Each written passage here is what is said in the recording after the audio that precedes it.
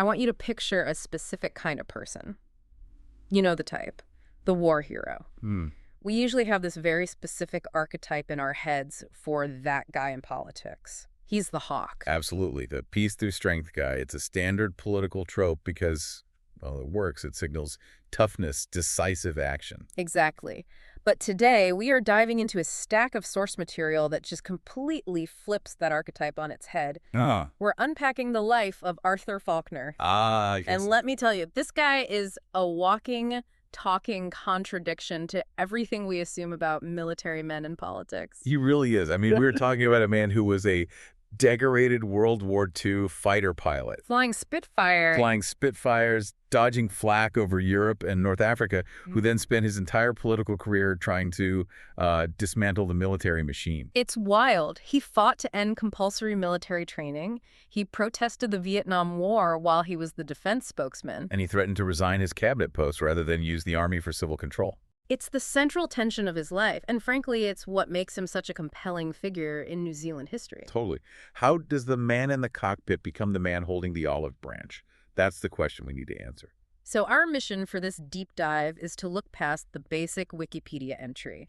We've got the political histories, the caucus records, the biographies. Right. We want to understand how this specific mix of experiences, the trauma of Anzio and the brutality of party politics, created a man who really shaped New Zealand's modern identity. And specifically, how he navigated that transition from a soldier who follows orders to a politician who refuses to give them if they violate his conscience. Okay, so let's rewind to the very beginning, because usually when we see someone rise to the top of the Labour Party, we expect a certain background. Trade unions, maybe academia, a lawyer perhaps. Faulkner was none of those. He was born in 1921 in Devonport, Auckland, and his start wasn't in a lecture hall. It was in the shadow of the Great Depression. The economic context is crucial here, isn't it? It is everything. He didn't go to university. He went from Otahu District High School straight into the workforce as a sales clerk. Okay. But the detail that just stops you in your tracks, and I had to double-check this in the source material, is his political awakening. He joined the Labour Party at age 15. 15. I mean, at 15, I was barely organized enough to catch the bus. He's signing up for party organization. It speaks to the volatility of the 1930s. If you were a working-class kid in New Zealand then, politics wasn't abstract. It was about whether your family ate. It was survival. It's survival. Yes. He was working as a branch secretary before he could legally vote. That suggests a level of conviction that wasn't just a hobby. But that political apprenticeship gets cut short. The world catches fire. World War II breaks out. And this is where the story shifts from, teenage political organizer to action movie. He joins the Royal New Zealand Air Force. And he doesn't land a desk job. He ends up in the cockpit of a Supermarine Spitfire. For those of us who aren't aviation buffs, can we just pause on that for a second? What does it actually mean to pilot a Spitfire in that era? I mean, it means you are strapped into a very small, very fast metal tube with a massive Merlin engine on the front. Okay. It's agile, it's iconic, but it's incredibly dangerous. There are no computers flying the plane. It is all instinct, physics, and nerves. And he wasn't just flying patrols. No, he was in the thick of it, both Europe and North Africa. The sources highlight one specific operation that really underscores the intensity of his service. Operation Shingle. The landing at Anzio, Italy. This was 1944. The Allies were trying to bypass the German winter line. It was an amphibious assault, and it was notoriously brutal. The beachhead was shelled relentlessly for months. And the record shows Faulkner has a very specific claim to fame here. He does. He was the first Allied pilot to actually land at Anzio during that operation. Which is a terrifying distinction. I mean, landing a Spitfire is hard enough on a proper runway. Landing one on a makeshift strip on a beachhead while artillery is raining down and the German army is trying to push you back into the sea, that is a level of stress that just rewires a person. That's the aha moment for me. You can't go through Anzio seeing that level of mechanized slaughter and come back the same person. No, and I think that's the lens through which we have to view everything he did later. He saw the glory of war up close, and he saw the cost. He saw the mess. So the war ends, he survives, he comes home, and the transition must have been so jarring. One day you're an ace pilot, the next you're a credit manager for a furniture company. It's the classic post-war adjustment. But clearly that political itch from his teenage years, It hadn't gone away. He wanted into Parliament. It wasn't exactly a red carpet entry, though. He had to hustle. Not at all. He had to do the hard yards. He ran for the Franklin seat in 1951 and lost. He ran for North Shore in 54 and lost. That's 6 years of campaigning for nothing. Most people would quit. Well, not for nothing. In the party system, that's called paying your dues. You run in unwinnable seats to prove you're loyal and can handle the grind. And if you survive that, they give you a shot at a real seat. Which finally happens in 1957. He wins the electorate of Roskill. And he locks it down, holds that seat for 24 years. A lifetime in politics. Yeah. But for the first massive chunk of that, he is just a backbencher. Labor wins in 57 under Walter Nash. But then they lose in 60 and spend 12 years in the wilderness of opposition. 12 years is a long time to sit on the opposition benches. But this is where his background starts to become an asset. In 1965, the labor leader, Norman Kirk, needs a defense spokesman. And who better than the Anzio veteran? It gave the party credibility. Usually, left-wing parties struggle with being seen as soft on defense. Right. Putting a Spitfire pilot in the role neutralizes that attack immediately. But here is where the Faulkner paradox kicks in hard. He gets the platform, but he doesn't use it to call for more war. The Vietnam War is ramping up. The domino theory is the prevailing wisdom. The idea that if Vietnam falls, all of Southeast Asia falls. The pressure on New Zealand to send troops is immense. And Faulkner becomes one of the loudest voices against it. Yeah. He wasn't just skeptical. He was deeply, vocally critical of New Zealand's involvement. There's a story from 1970 that I think perfectly captures his style of dissent. It involves the U.S. Vice President, Spiro Agnew. Right. Agnew was visiting Wellington. This was a state visit, a massive diplomatic protocol event. The Nixon administration is trying to shore up support for the war. And a huge state dinner was planned. Of course. And in the world of diplomacy, you show up to the dinner. You might hate the policy, but you eat the chicken, shake the hand, and you smile. Exactly. But Faulkner, along with 3 other MPs, Bob Tizard, Jonathan Hunt, and Martin Finley, they boycotted it. Wow. They refused to break bread with the representative of the Nixon administration while the war was raging. It's a snub. A calculated public snub. And it's even more significant because his boss, Norman Kirk, the leader of the opposition, did attend. Oh, that's interesting. Kirk played the statesman. Faulkner played the conscience. It shows he wasn't afraid to break ranks or embarrass the leadership if he felt a moral line had been crossed. Fast forward to 1972. The tide turns. Labor finally wins. The third Labor government is formed. Norman Kirk becomes prime minister. He hands Faulkner the defense portfolio. The critic is now the commander. And he doesn't waste time. The sources say he moved within days. Literally days after being sworn in, he ended compulsory military training in New Zealand. Just scrap the draft. Boom. It had been a campaign pledge, yes. But the speed of the execution matters. He didn't set up a committee or a review board to think about it for 6 months. He just ended it. What was his thinking there? He wanted a professional military, not a conscripted one. He believed that if you're going to ask people to fight, they should be professionals who chose that life like he did not. Kids forced into it. But Vietnam and conscription were, in a way, policy debates. The real test, the visceral, emotional test, came in 1973. The Springbok Tour. This was the defining crisis of that government. For listeners who might not know the context, the Springboks are the South African national rugby team. And in 1973, South Africa was deep in the Apartheid era. Their team was selected by race. And in New Zealand, rugby isn't just a sport. It is a religion. Hosting them was seen by many as endorsing apartheid. The country was split right down the middle. Protests were mobilizing everywhere. It was a powder keg. It was. The police were looking at the intelligence and telling the government, we might not be able to contain this. The implication was that the military might need to be called in to support the police. Civil order, troops on the streets of Auckland or Wellington. And this is where Faulkner drew the absolute line. He went to the cabinet and issued an ultimatum. He told them flat out that he would resign as Minister of Defense before he would instruct a single soldier to combat protesting civilians. That's a heavy moment. He's basically saying, I waited 15 years to get this job, and I will walk away from it today rather than do this. It goes back to Anzio. He knew what soldiers are for. They're for fighting wars against external enemies. He refused to turn that machinery on his own people. He argued that the military is not a police force, and crossing that line destroys the very democracy you're trying to protect. And the tour was eventually canceled. It was, and Faulkner's refusal to provide a military backstop was a huge factor in that decision. Without the army as a plan B, The government simply couldn't guarantee safety. So we've established he had principles, but I want to pivot to the internal politics. Because sometimes having high ideals makes you terrible at the Game of Thrones aspect of Parliament. It often does. And Faulkner's career hit a massive roadblock in 1974. Norman Kirk, the prime minister, dies suddenly. A tragedy for the party. Bill Rawling takes over as PM, which leaves the deputy leader spot open. Faulkner decides to run. On paper, he should have walked it in. He was the Minister of Defense. He was popular in the caucus. He was seen as a nice guy. Everyone liked Arthur. But nice doesn't always win. No. There was a faction of the old guard, specifically the chief whip, Ron Barclay, and a senior minister, Warren Freer, who decided Faulkner wasn't the guy.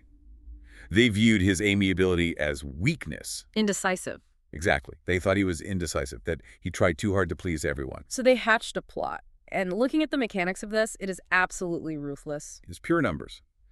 Barclay did the math. He realized Faulkner had a lot of support, possibly enough to win more than 50% on the first ballot. If he wins the first ballot, it's over. So how do you stop that? You dilute the pool. Barclay convinced Warren Freer to stand for the position as well. Freer didn't really want the job, and he knew he probably wouldn't win. He was a stalking horse. A stalking horse. His only job was to steal enough votes from Faulkner to stop him getting a majority on that first go. So it forced the voting into multiple rounds. Exactly. And as the rounds went on, the momentum shifted. On the fourth ballot, it came down to Faulkner versus Bob Tizard. And the result? Tizard won, 28 votes to 26. 2 votes. He missed out on being deputy prime minister and potentially future leader by 2 votes because of a vote-splitting trick. That loss changed his trajectory completely. Rawling, the new PM, reshuffled the cabinet. He took Faulkner out of defense. Which must have stung. It likely did. He was moved to Minister of Labor and Minister of State Services. Now, to a modern ear, Minister of Labor sounds like a demotion compared to the guy in charge of the armies. Actually, in the 1970s, it was probably the hardest job in the building. You have to remember, this was the era of massive unions, constant strikes, industrial disputes that could shut down the entire economy. So why put Faulkner there? Because of that nice guy reputation. Rawling saw him as a conciliator. He needed someone who could sit in a room with angry union bosses and angry employers and not start a fistfight. But the sources say this label, the conciliator, became a bit of a weapon against him. It did. His critics, the people who blocked him from the deputy job, said he was wishy-washy. They claimed he would listen to everyone, nod his head, and then try to find a middle ground that made nobody happy. They wanted a strong man who would crush the strikes. But Faulkner's defense, and that of his supporters, was that his ability to keep people talking was the strength. He managed to keep the industrial machinery moving by not backing people into corners. It's a subtle form of power, but it doesn't look like leadership on a poster. Before we get to the end of his career, we have to touch on one weird little detour, the Oahu scheme. Yes. This was when he was briefly acting Minister of Lands. It is incredibly 1970s. It sounds like a commune. That's effectively what it was. The government leased rural land to groups who wanted to set up alternative communities. It was a response to urban drift and youth unemployment. So Faulkner, the Spitfire pilot, was basically signing off on state-sponsored hippie communes. It's a great image, isn't it? But it shows he wasn't rigid. He was willing to try social experiments. It shows an openness to new ideas, certainly. Okay, so the Labor government crashes out in 1975. They lose in a landslide. They're back in opposition. Faulkner reinvents himself again. He becomes the party president in 1976. This is a different beast. The party president isn't in charge of policy. They're in charge of the machine. Fundraising, membership, candidate selection. It's the engine room. And the engine was sputtering. It was. Morale was low. But Faulkner actually did a very good job of holding the membership numbers up during those dark years.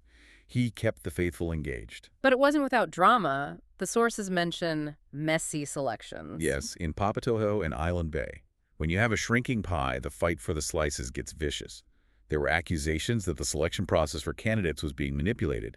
As president, the buck stopped with him. And this leads to his great rivalry. Enter Jim Anderton. Anderton was the rising star of the organization wing. Very organized, very ambitious, and quite abrasive. He challenged Faulkner for the presidency in 1978. The old guard versus the new blood. And Faulkner crushed him. 693 votes to 422. It was a decisive victory.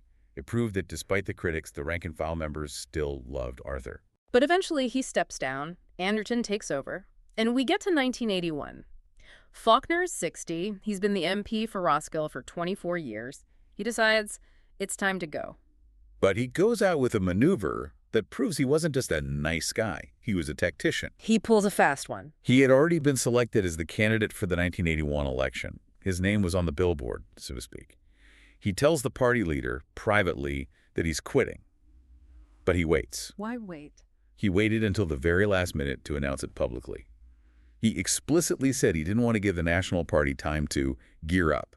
Explain that strategy for us. Well, if an MP announces retirement 6 months out, the opposition sees an open seat.